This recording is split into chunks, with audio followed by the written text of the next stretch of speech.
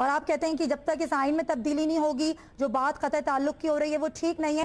काशिफ अब्बासी ने हमें ज्वाइन कर लिया है, senior anchor person. Kashif, Anees साहब तो ये कहते हैं कि वो इसको मानते ही नहीं है, क्योंकि जब तक आइन में तब्दीली नहीं की जाती क़त्अ ताल्लुक नहीं होता। अगर आप कोई सवाल करना चाहें अनीस साहब से।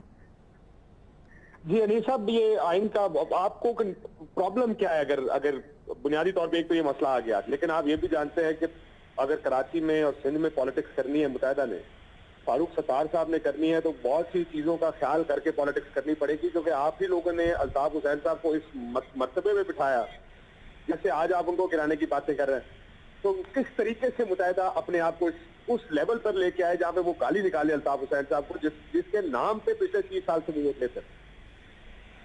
काशिफ भाई, इससे पहले जितने प्रोग्राम्स की आप भी यही पूछते रहे, लेकिन अभी वाज़ेह तौर पर जब फारूक सत्तार ने कह दिया है, तो क्या लग रहा है आपको, क्या ये फिर ठीक है जो क़त्अ ताल्लुक कहा है उन्होंने लंदन और अल्ताफ हुसैन से?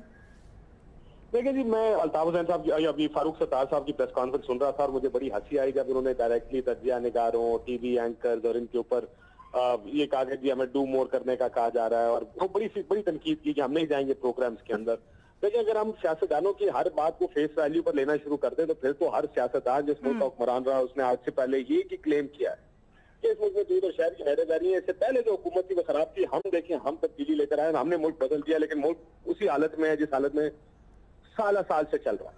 सवाल ये था बुनियादी जो जिसको अभी तक जो कंफ्यूजन क्रिएट कर रहा। आपको एक वाकया छोटा सा बता, अभी जब अल्ताफ हुसैन साहब का बयान चला तो बाबर गौरी साहब ने काशिफ, खतरे का नाम माफी चाहेंगे, मजीद भी आपसे बात करेंगे, अब हमारे साथी आपको देखिए। अगर अब मैं ये बड़ी दिलचस्प सूरत हाल है ये जो ये फारूक सत्तार साहब का बयान है। मैं से पहले भी ब्रेक से पहले जब हेडलाइन से बात कर रहे थे, मैं एक छोटी सी मिसाल दे रहा था कि बाबर गौरी साहब ने ट्विटर पे पाकिस्तान जिंदाबाद लिख दिया, और उसके बाद आपने शायद वो सुनी हो अमेरिका में जो खिताब था, जो हालत और दरगत बनाई अल्ताफ हुसैन साहब ने बाबर गौरी के, तुम होते कौन हो यही ट्वीट पे लिखने वाले।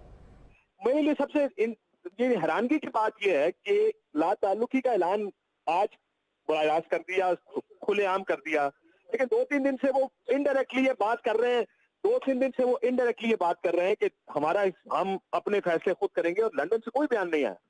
पहले दिन जिस प्रेस कॉन्फ्रेंस हुई, वासिफ जलील साहब टीवी पर आए, उन्होंने कहा कि नहीं जी अल्ताफ हुसैन साहब कायद हैं, वो कायद रहेंगे। पहले दिन उन्होंने कहा कि फैसले जैसे पहले होते थे लंदन से अब भी होंगे। अगले दिन एक प्रेस रिलीज आती है, वो कहती है जनाब हम एंडोर्स करते हैं पाकिस्तान के फैसले को, यानी पूरा इख्तियार लंदन को इररिलेवेंट कर दिया। अल्ताफ हुसैन साहब को यानी एक लिहाज से घर भेजा गया, कहा कि आप जबरी रुखसत है, घर बैठे, हम आपका पाकिस्तानी सियासत से कोई ताल्लुक नहीं। उन्होंने अगले दिन अमेरिका तकरीर करके, कल शायद एडवोकेट साहब 2 दिन पहले ही कहते हैं कि उन्हें साउथ अफ्रीका में भी ऐसी तकरीर की है।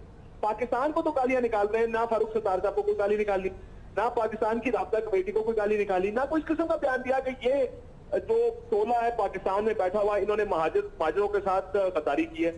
बड़ा आसान है उनके लिए कहना, उनका तो इख्तियार जा रहा है उनके हाथ से।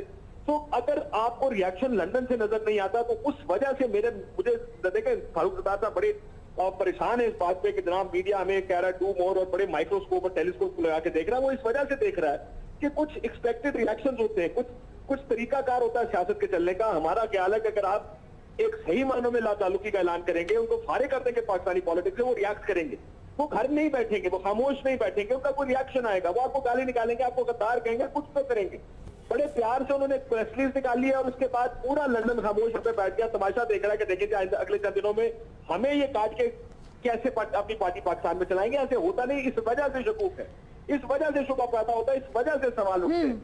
मेरा इसी वजह से ये सवाल है कि आपने लाताल्लुकी करते प्यार और मोहब्बत के साथ अल्ताफ हुसैन साहब से लाताल्लुकी का ऐलान कर दिया, वो बोले क्यों नहीं है, वो रिएक्ट क्यों नहीं कर रहे, उनकी जानिब से रद्द अमल क्यों नहीं आया?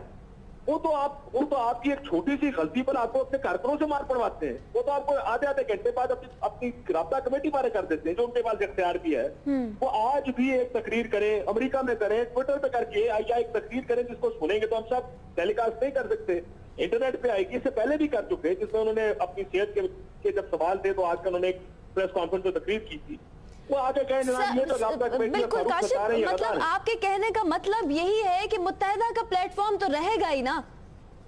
देखिए जी, यही तो सवाल, ये तो बुनियादी मसला है कि लगता ऐसा है कि ये एक टैक्टिकल विड्रॉल जरूर हो सकता है, ये स्ट्रैटेजी के तौर पे हो सकता है कि उन्होंने कहा वक्ती तौर पे प्रेशर बढ़ाए, क्योंकि अगर ये कहें कि हम मुत्तहिदा और लंदन और पाकिस्तान की राब्ता कमेटी एक ही है, अल्ताफ हुसैन साहब हमारे कायद हैं, हमारे बानी हैं, तो रियासती इदारे जो पाकिस्तान में सबसे दफ्तर गिरा रहे हैं वो इनके घरों को भी इनको भी उठा के ले जाएंगे, इनके ऊपर सहूलतकारी के इल्जाम लगेंगे। अभी तो रियासती इदारे इसलिए खामोश होकर पीछे बैठ गए या देख रहे हैं क्योंकि वो भी नहीं समझ पा रहे कि ये स्ट्रैटेजी के तौर पे हो रहा है, ये पॉलिटिक्स हो रही है, या ये बाकी सिंसियरली ये काम करे। मैं हालांकि वो पेश करने की कोशिश हो रही है कि पिछले 2-3 दिनों में हो क्या रहा है।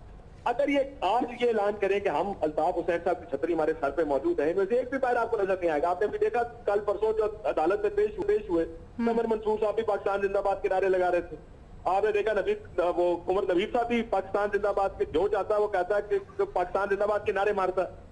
लेकिन बाबर गौरी साहब को जब रेप्रिमांड किया गया उन्होंने उनसे उल्टे नारे लगवाए गए, वहां बैठ के सारों ने पाकिस्तान मुर्दाबाद के नारे लगाए। तो ये मुत्तहिदा की पॉलिटिक्स बाकी पाकिस्तान की पॉलिटिक्स से थोड़ी सी मुख्तलिफ है।